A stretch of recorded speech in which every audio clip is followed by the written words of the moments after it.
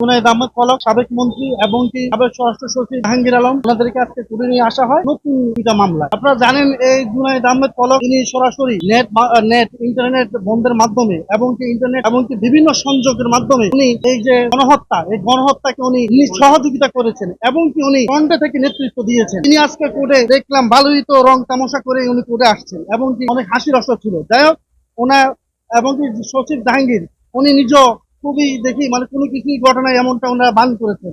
অথচ এই ষষ্ঠ সচিব তিনি বলেছিলেন যে একটা মূল্যে একটা আসে। এই দেখেন কি অবস্থা, একটা মাইকে আরেকটা আসে, এমন কথা বলে তিনি ওই সময় দম্ভ দেখিয়েছিলেন সেই স্বরাষ্ট্র মন্ত্রী তৎকালীন স্বরাষ্ট্রমন্ত্রী আনিসুল্লাহ আসাদুজ্জামান কামালের সাথে। যাই হোক, আজকে আমাদের একটা একটা মামলা, সেটা হলো শেরেবাংলা থানার 11/6/25 মামলায় সাবেক স্বরাষ্ট্র সচিব জাহাঙ্গীর আলমকে কোর্টে আনা হয় এবং কোর্টে আনার পরে ওনাকে একটি মামলায় পুনরায় দেখানো হয়। পরবর্তীতে উনি দম্ভ দেখিয়ে বলে যে আমি এই মামলার সাথে কোনো মতেই জড়িত নয়, আমি সরকারি দায়িত্ব পালন করেছি মাত্র, এবং সরকারি দায়িত্ব পালনের সময় আমি কোন রকম কোনো কারচুপির অংশগ্রহণ করিনি, আমি কাউকে মারার নির্দেশ দিইনি।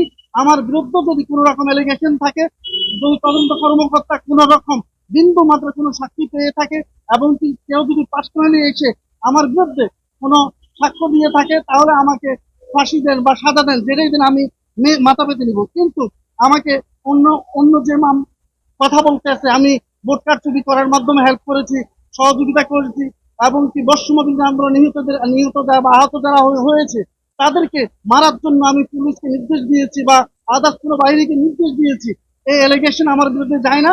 আমি এই মামলা গ্রেফতার আমাকে দেখানোও যায় না, আমার বিরুদ্ধে ব্যবচার করা হচ্ছে। বাছাই করা আলু আর স্পাইসি সিজনিং এ প্রাণ পোটাটা চিপস নাকি বিস্কিট খেয়ে বোঝে নাও। তখন আদালতে আমরা দীর্ঘভাবে বলি না উনি জড়িত ছিল, বিকজ ওনার কিছু ভিডিও ওই সময় ভাইরাল হয়েছে, উনি একটার পর একটা আসে, দেখেন কি অবস্থা, এই সমস্ত কথা বলেছেন এবং কি উনি সরাসরি ওই সময় স্বরাষ্ট্রমন্ত্রী আসাদুজ্জামান খান কামালের সাথে উনি নেতৃত্ব দিয়েছেন, এটা সকলেই জানে। বিজ্ঞ আদালত সন্তুষ্ট হয়ে পরবর্তীতে ওনাকে শেরেবাংলা থানার 11/6/25 মামলা গ্রেপ্তার দেখায়।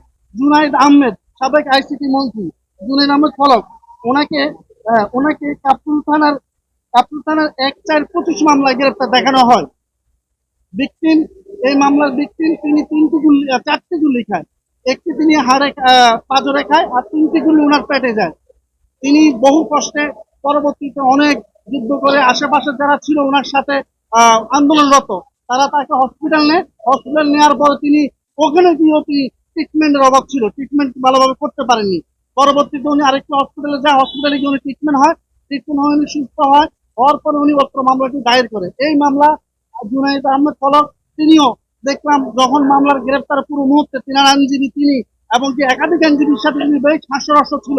আসলে তিনি তো হাস্যরস থাকবেই, কারণ তার পাবলিক টয়লেট, তার সরকারি যে কারাগার আছে ওখানকার টয়লেট তার ভালো লাগে না, তার টয়লেট লাগে তার ইংলিশ টয়লেট লাগে তারপরে সে মিছিল দিয়ে বেড়ায় যে এই দিন না অন্য দিন আছে, আবার আসবে জয় বাংলা, এবং কোনো অনুশোচনা তার ভিতরে নেই।